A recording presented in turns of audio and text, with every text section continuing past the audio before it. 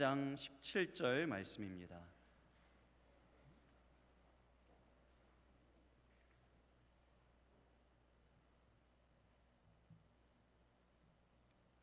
요한계시록 12장 17절의 말씀, 우리 다 같이 한 목소리로 함께 읽겠습니다. 용이 여자에게 분노하여 돌아가서 그 여자의 남은 자손 곧 하나님의 계명을 지키며 예수의 증거를 가진 자들과 더불어 싸우려고 바다 모래 위에 서 있더라. 아멘. 자리에 앉으시기 바랍니다. 옆에 계신 분들과 우리 다시 한번 인사하겠습니다. 하나님의 환대를 경험하는 하루 되세요.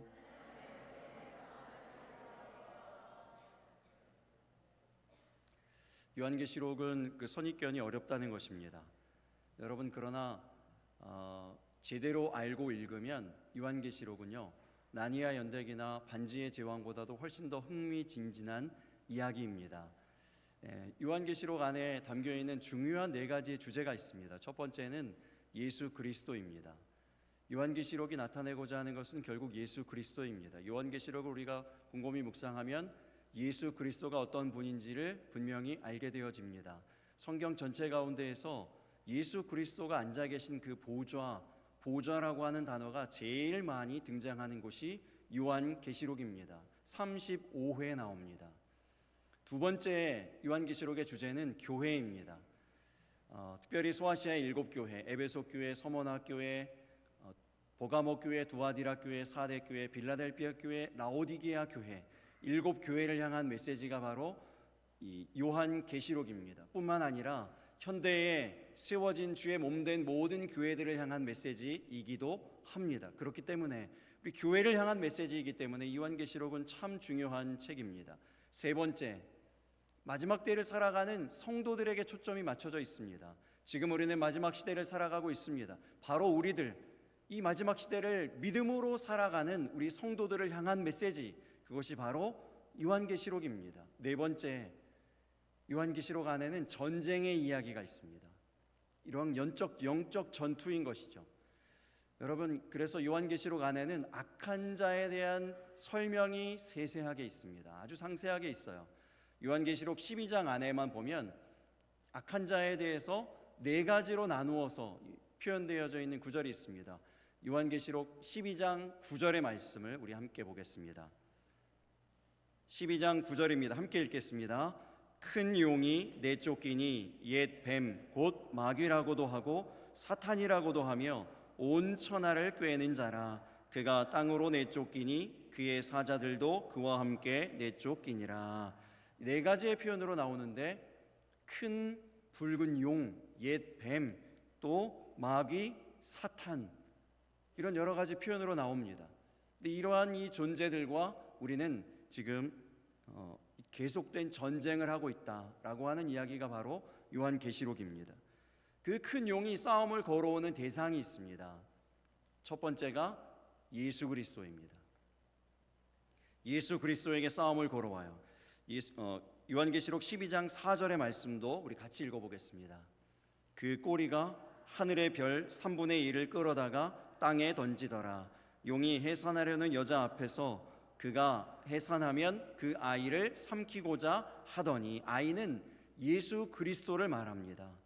용이 하늘에서 3분의 1이나 되는 천사들을 그 꼬리로 모아다가 함께 합세해서 그 천사들과 함께, 타락한 천사들이죠, 이 사탄의 편에 선 3분의 1이나 되는 하늘의 그 천사들과 함께 기다리고 있는 것이 있는데, 입을 벌리고 예수 그리스도가 여자로부터 탄생하게 되어지면 삼키겠다는 것입니다.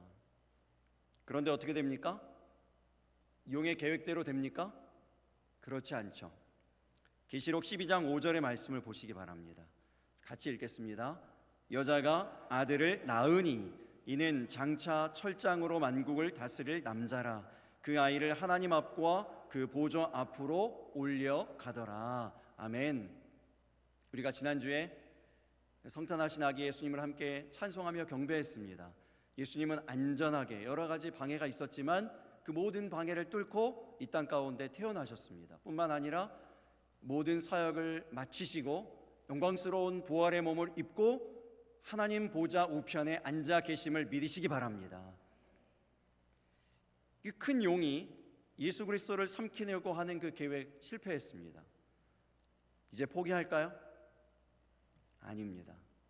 두 번째 대상이 있습니다. 용이 공격하는 두 번째 대상, 그것은 바로 교회입니다. 계시록 12장 13절도 우리 같이 보겠습니다. 같이 읽겠습니다. 시작. 용이 자기가 땅으로 내쫓긴 것을 보고 남자를 낳은 여자를 박해하는지라.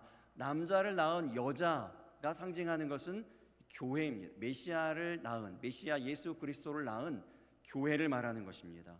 교회를 박해하기 시작해요. 계시록 12장 14절을 우리 계속 보겠습니다. 그 여자가 큰 독수리의 두 날개를 받아 광야 자기 곳으로 날아가 거기서 그 뱀의 낯을 피하여 한 때와 두 때와 반 때를 양육받음에. 한 때와 두 때와 반 때는 계시록 12장 6절에 나오는 1260일, 즉 3년 반의 기간을 의미합니다. 이 기간 동안 하나님은 광야에 있는 그 교회를 독수리의 날개로 지키시고 보호하신다라고 말씀합니다. 여러분 안심하시기 바랍니다. 우리에게 전쟁이 있지만 사단 마귀가 우리를 공격해 오지만 우리에게는 하나님이 덮어주시는 독수리의 두 날개가 있음을 기억하시기 바랍니다. 결국 이 싸움도 어떻게 된다고 말씀하는가 하면 이제 교회가 이기는데요. 그 과정이 이렇습니다. 계시록 12장 15절 말씀부터 우리 함께 보겠습니다. 같이 읽습니다. 여자의 뒤에서 뱀이 그 입으로 물을 강같이 토하여 여자를 물에 떠내려 가게 하려 하되. 여러분 뱀의 전략을 잘 보세요. 비겁하게도 여자의 어디서요? 뒤에서 공격합니다. 어떻게 공격합니까? 물을 강같이 토해냈다고 했습니다. 그래서 물에 의해서 떠내려가게 한다는 거예요. 여러분 잘 보세요. 잘 생각해 보세요. 지금의 이 세상의 문화가 이러한 전략을 갖는 것입니다. 어떤 이 은근히 해요. 은근히 앞에서 대놓고 하지 않아요.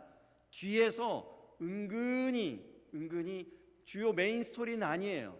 어떤 재난 영화를 보았는데 어떤 자연재해가 일어나는 영화인데요, 전혀 스토리하고 상관없는 동성애 이야기가 슬쩍 끼어져 있어요. 슬쩍 그런 이야기가 나옵니다. 이런 것들이에요. 그래서 앞으로 하지 않고 뒤로 한다는 것입니다. 여러분 TV나 드라마를 보세요. 점 보는 이야기, 우상을 섬기는 이야기, 이런 이야기들이 은근슬쩍 나오지 않습니까? 음란한 것들, 폭력적인 것들이 문화라는 이름으로 우리에게 강물처럼 떠내려오고 있답니다. 여러분 이 강물에 우리가 다 쓸려 내려갈 수가 있다고요. 잘못하면. 이 마귀의 전략이 이런 것입니다. 강물처럼 우리에게 물을 쏟아 놓아서 쓸려가게 하는 것입니다. 떠내려가게 하는 거예요.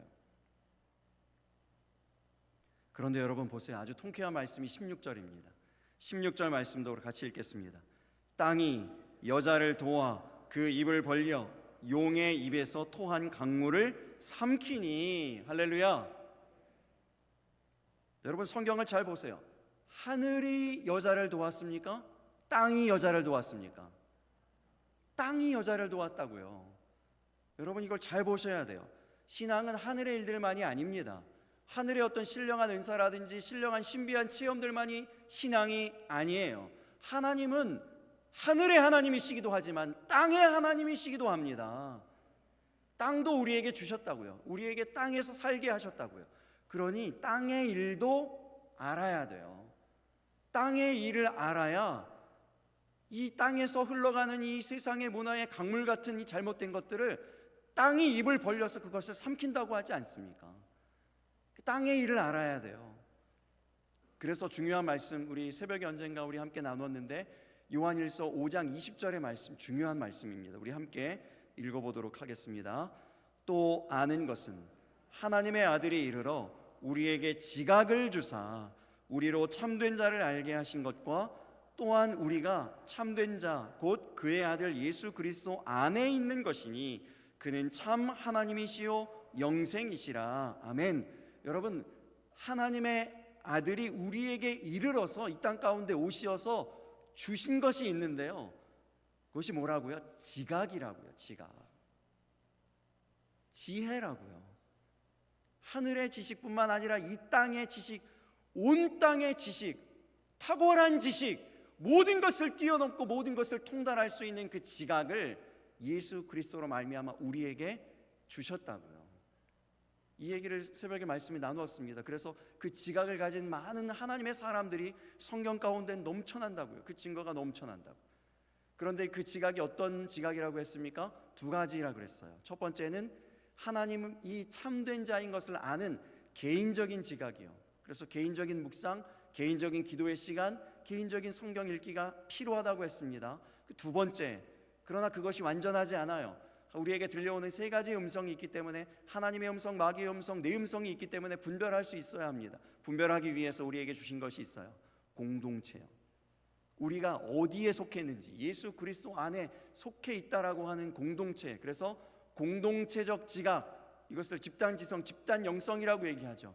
우리가 그래서 함께 모여서 나누는 이 말씀 가운데 하나님께서 집단적으로 우리의 공동체에게 하시는 하나님의 음성과 하나님의 지혜가 있습니다.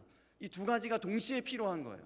이 두 가지의 지각, 개인적인 지각과 공동체적 지각을 우리가 같이 가질 때에, 이것을 놓치지 않을 때에 땅이 입을 벌려서 강물같이 쏟아내는 그 용의 물을 집어삼킨다는 것입니다. 여러분, 우리 교회 앞에 좋은 교보제가 있어요. 이 말씀에 좋은 이렇게 모델이 있습니다. 뭐가 있죠? 우리 교회 앞에 저수지가 있잖아요. 이 저수지 역할이 뭡니까? 홍수가 날 때 빗물이 많이 쏟아져 내려와서 이 거리에 있는 사람들을 쓸어내려고 할 때, 떠내려가려고 할 때 이 저수지가 그 물을 집어삼키지 않습니까? 그래서 제가 율산에 와서 보니까 한 번도 홍수 난 적이 없어요. 이 저수지 때문에. 여러분, 우리 교회가 이 불법적인 세상, 타락한 세상의 잘못된 문화가 강물처럼 휩쓸려 내려올 때에 저수지같이 땅이 입을 벌려서 그 강물을, 그 잘못된 문화를 삼켜버리는 저수지 같은 교회 되기를 예수님 이름으로 축복합니다. 자, 그럼 용이 이제 포기하겠습니까? 안타깝게도 그렇지 않습니다. 큰 용의 마지막 공격 대상이 있습니다. 바로 오늘 우리가 함께 읽은 본문의 말씀, 본문 말씀 요한계시록 12장 17절에 나오는 성도들이에요. 오늘 본문을 다시 한번 읽어보겠습니다. 같이 읽습니다. 용이 여자에게 분노하여 돌아가서 그 여자의 남은 자손 곧 하나님의 계명을 지키며 예수의 증거를 가진 자들과 더불어 싸우려고 바다 모래 위에 서 있더라. 그 여자의 남은 자손 곧 하나님의 계명을 지키며 예수의 증거를 가진 자들이 누구입니까? 성도들이에요. 성경이 정의하고 있는 성도들이 어떤 사람들인지를 여러분 분명히 보세요. 그 여자의 남은 자손 곧 하나님의 계명을 지키며 예수의 증거를 가진 자들이라고 분명히 얘기하지 않습니까? 용이 아무나 상대하는 게 아니에요. 진짜 성도들하고만 상대한다는 겁니다. 진짜 성도는 누구라고요? 하나님의 계명을 지키려고 하고 또 예수의 증거를, 예수 믿는 증거를 가지고 살아가는 사람이요. 예수 믿는 그 증거를 가지고 몸부림치면서 나는 예수 믿는 사람이다, 예수 믿는 대로, 예수의 믿음의 그 가치관대로 살아가겠다라고 몸부림치는 이 사람들하고만 상대한다는 겁니다. 계명 지키려고 하지도 않고 예수 믿는 증거와 상관없이 사는 사람들은요, 용 상대도 안 합니다. 건들지도 않습니다. 우리가 믿음의 삶을 살아내려고 할 때 성도들과 더불어서 싸우려고 바다 위에 모래에 서 있는 용이 있습니다. 여러분, 이 말씀을 볼 때 우리가 꼭 기억해야 될 두 가지가 있습니다. 첫 번째는 히스토리입니다. 히스토리. 이 요한계시록 12장 17절만 보면은요, 두렵습니다. 이 한 절만 보면 두려워요. 그런데 그 이전의 스토리를 봐야죠. 그 이전의 이 역사를 보아야죠. 그 이전에 우리가 말씀드렸잖아요. 이 이야기를 보면 두렵지 않습니다. 큰 용이 우리와 싸우려고 바다 위 모래 위에 탁 서 있는 것을 상상해 보세요. 우리는 한 사람이고 우리는 연약한 인간인데 용입니다. 용. 거대한 몸집에 그 용이 무시무시한 그 이빨을 드러내면서 우리 앞에 서 있다고 생각해 보세요. 모래 위에 탁 버티고 서 있다고 생각해 보세요. 그 거대한 몸집에서 나오는 그 큰 울림통에서 나오는 괴성도 막 지르면서 우리에게 다가옵니다. 얼마나 두렵겠습니까? 제가 미국에 살면서 한 가지 깨달은 사실이 있는데, 한국에 있었을 땐 잘 몰랐어요. 미국에 가보니까 사람들이 덩치만 큰 것이 아니고 그 덩치 큼의 그 울림통에서 나오는 소리도 커요. 목소리가 얼마나 큰지요. 처음에 미국 가니까 이제 영어가 익숙하지가 않잖아요. 잘 이게 이제 발음이 좀 정확하지가 않으니까 어떻게 얘기하냐면 좀 주눅 들어서 조용조용 얘기하게 되거든요. 근데 이 사람들이 꼭 그냥 알아들어주면 좋을 텐데 목소리가 또 워낙 크니까 뭐라 그러냐면 What did you say? 뭐 이러면 뭐 이렇게 물어보는 거예요. 그러면 얼마나 더 위축이 되는지 그냥 말을 못하고 지나갈 때가 많습니다. 여러분, 그러나 목소리 큰 것보다 중요한 것은 믿음이 큰 것인 줄 믿으시기 바랍니다. 목소리 큰 사람이 이기는 것이 아니고 믿음 큰 사람이 이깁니다. 우리 여러분 잘 아시는 말씀이 있잖아요. 요한일서 5장 4절의 말씀이요. 같이 읽어볼까요? 무릇 하나님께로부터 난 자마다 세상을 이기느니라. 세상을 이기는 승리는 이것이니 우리의 믿음이니라. 아멘. 예수 그리스도가 승리했습니다. 교회가 강물을 삼켜버림으로 승리했습니다. 이 싸움은 이미 이긴 싸움입니다. 우리 앞에 있는 큰 용은 아무리 무시무시하게 보여도 이미 패잔병입니다. 이미 싸움에서 지고 패하고 우리 앞에 와 있는 거예요. 이미 졌어요. 이미 졌어요. 그러나 여러분, 싸움은 싸움이죠. 그 싸움을 걸어오는 상대는 바로 하나님의 계명을 지키려고 하는 사람, 예수 믿는 증거를 가지려고 하는 사람, 그 사람에게 싸움을 걸어온다는 것입니다. 우리에게 싸움이 있다는 것은 우리가 선택받았다는 거예요. 용이 우리를 선택했다는 것이죠. 영적 전투가 우리 가운데 기다리고 있습니다. 여러분, 한 해 동안 치열한 삶을 잘 살아오셨습니다. 잘 이겨내셨습니다. 버텨오셨습니다. 견뎌내셨습니다. 그러나 내년에도 전투는 계속될 것입니다. 제가 지나온 삶을 곰곰이 생각해 보니까 그렇습니다. 하나님의 부르심을 받았습니다. 그리고 신학교에 들어갔어요. 그러면 하나님 부르심 받고 하나님 명령에 순종해서 그 소명에 순종해서 신학교 가고 목회자의 길을 들었으니까 이 모든 것이 다 평탄하고 모든 것이 다 순적하고 형통하게 될 줄 알았어요. 신학교 1학년을 딱 마쳤는데 2학년 등록할 마감이 되었는데 30만 원이 꼭 부족합니다. 장학금을 받고 다 모든 것을 다 해도 30만 원이 꼭 부족한 거예요. 그래서 난생 처음으로 부모님에게 30만 원 부족합니다. 좀 도와주실 수 있을까요? 부탁을 했어요. 30만 원 결국 부족해서 등록 못했습니다. 휴학을 하고 군대를 가기로 했어요. 근데 군대 가기 전에 기간이 있잖아요. 이제 입영 통지서를 받고 뭐 들어가기 전까지 기간이 있는데 다시 군대 제대하고 나면 학교로 다시 돌아와야 되잖아요. 등록금은 여전히 부족하잖아요. 그래서 그걸 벌기 위해서 편의점에 가서 야간 알바를 했습니다. 낮에도 일을 했습니다. 거의 밤에 이제 잠을 자지 못하고 그 몇 달 동안을 보내고 군에 들어갔더니, 군에 들어가면 제일 싱싱한 피가 있거든요. 누구 피인가 하면 훈련병들 피예요. 신병들이죠. 들어오자마자 헌혈차를 딱 대기시켜 놓고 훈련병들을 차로 다 들여보내서 헌혈 다 시키거든요. 근데 제가 그 헌혈차에 올라갔는데 다시 내려가래요. 저는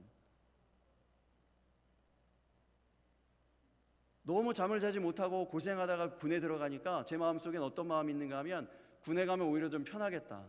밥을 먹여주지, 잠을 재워주지, 제때제때 규칙적으로 생활하지, 운동도 시켜주지, 군생활하면 편할 거라고 생각하면서 군생활이 이제 시작됐는데, 지난주에 말씀드렸죠.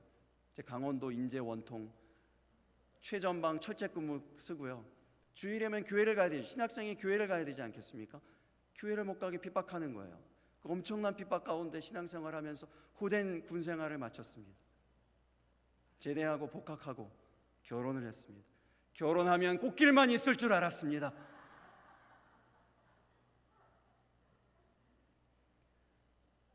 그리고 미국에 갔잖아요. 미국에 그냥 간 게 아니잖아요. 여러분, 이 스토리 여러 번 말씀드렸어요. 이 3년 동안 1,000번제를 드리면서 기도하고 하나님 응답받고 미국에 갔습니다. 그런데 미국에 가면 시온의 대로가 열릴 줄 알았어요. 기도하고 갔으니까요. 부르심을 받고 갔으니까요. 여러분 잘 아시듯이 미국에 도착한 첫날부터 가시밭길입니다. 왜 이렇습니까? 왜 이래요? 하나님 부르심을 받고 주의 복음을 위하여 주의 계명을 지키며 예수 믿는 그 증거를 가지고 살려고 하는데 왜 이렇습니까? 지금도 마찬가지입니다. 지금도 제 인생에 그 어느 때보다도 참 행복하고 너무 좋고 편안하고 모든 것이 완벽한데 목소리는 잘 나오지 않고 입술은 터지고, 지난 주간에는 제가 정말 태어나서 처음으로 병원에 가서 링거를 맞고 수액이라는 걸 처음 맞아봤어요. 컨디션이 워낙 돌아오질 않아서 목소리가 이러면 안 되겠다 싶어서, 이게 며칠 전에 수액 맞고 와서 목소리가 이만큼 나오는 거예요. 아마 이제 연말에 제가 내년에는 이렇게 스케줄 안 짜려고 그러는데, 이게 이제 신방이랑 다 겹쳐가지고 그런 것 같아요. 올해 연말에 행사가 많은데 신방도 막 겹치고 막 이래서 지금 좀 무리가 됐던 모양입니다. 송구영 신예배도 남았잖아요. 장로님, 권사님들이 저를 아끼시느라고 이렇게 얘기합니다. 목사님, 이제 교회가 좀 편안해지고 안정됐으니까 이젠 좀 쉬엄쉬엄 하셔도 됩니다. 그렇게 안 하셔도 됩니다. 너무 감사해요. 또 한편으로는 어떤 분은 이렇게 얘기합니다. 목사님, 너무 야망이 큰 거 아니십니까? 그럴지도 몰라요. 저도 모르는 제 속에 있는 야망이 있을지도 모르겠습니다. 그런데 정말 저는 말씀 앞에 있을 때, 말씀을 준비하는 그 순간 생각하는 것 한 가지 있습니다. 그것이 뭔가 하면 바로 여러분들이 모래 위에 서 있는 큰 용과 여러분들이 대적해서 싸워야 한다는 사실이에요. 그 사실을 생각하면 편안하게 말씀을 대할 수가 없습니다. 어떻게 해서든지 하늘의 음성을 가지고 이 싸움을 싸워가시는 여러분들에게 위로하고 하늘의 지혜를 전해 주어야 되겠다는 그 거룩한 부담감이 떨쳐지지 않습니다.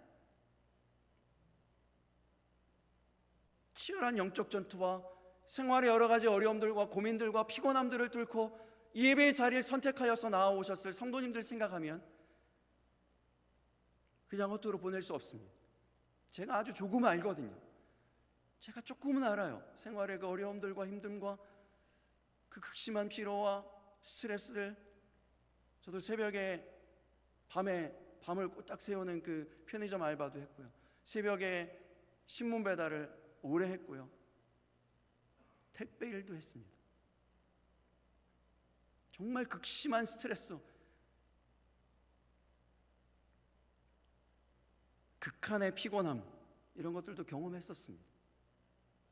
그러한 가운데에서 우리 성도님들이 어떠한 마음으로 예배의 자리에 나왔는지 조금은 알기 때문에 그냥 편안하게만 할 수 없는 것입니다. 여러분, 우리는 늘 전쟁 중입니다. 주님 오실 때까지 전쟁은 계속될 것입니다. 그러나 여러분, 이것만은 꼭 기억하시기 바랍니다. 이 싸움은 이미 이긴 싸움입니다. 예수 그리스도께서 이기셨고 교회가 이미 승리했습니다. 그러니 당연히 우리도 이길 것입니다. 두 번째, His love입니다. 그의 사랑, 우리 주님의 사랑을 기억하십시오. 오늘 본문에 우리를 뭐라고 부르십니까? 여자의 남은 자손이라고요. 우리는 하나님 자손입니다. 하나님 자녀예요. 하나님이 사랑하시는 자녀들입니다. 그러니 하나님이 사랑하시는 자녀가 용하고 싸운다는데, 그 무시무시한 용하고 싸운다는데 어느 부모인들 가만히 있을 수 있습니까? 그러니 독수리의 두 날개로 품어주시고요, 땅을 이용해서 입을 벌려 그 강물을 삼키게 하시고요, 이런 일들을 하시는 거죠. 뿐만 아닙니다. 계시록 12장 10절과 11절의 말씀 우리 함께 보겠습니다. 계시록 12장 10절 11절의 말씀입니다. 우리 같이 읽겠습니다. 시작.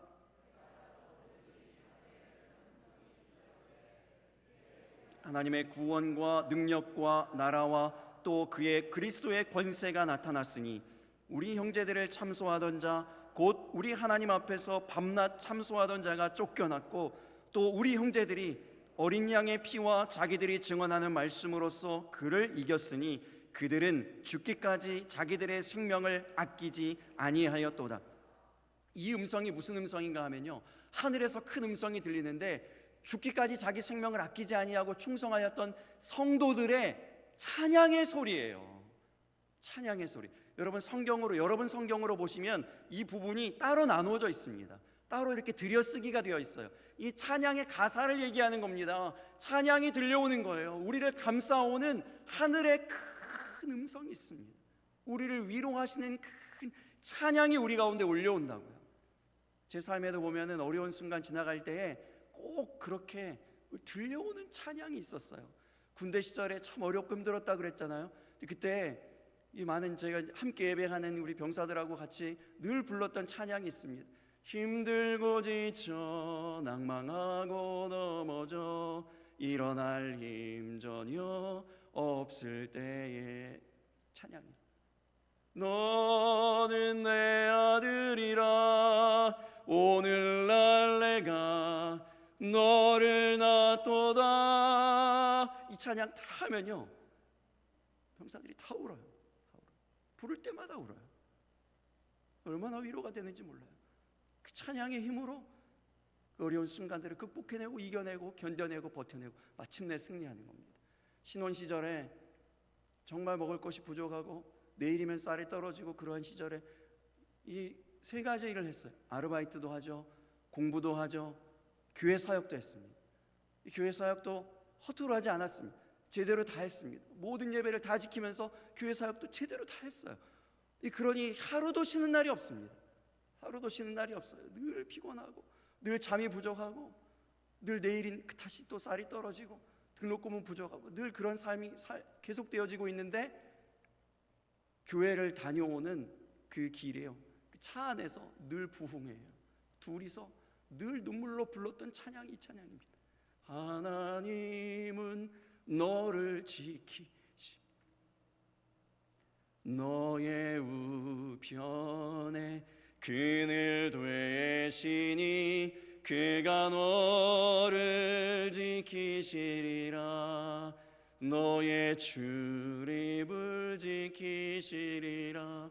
눈을 들어 산을 보아라. 너의 어디서 오나 천지 지으신 너를 만드신 여호와께로다.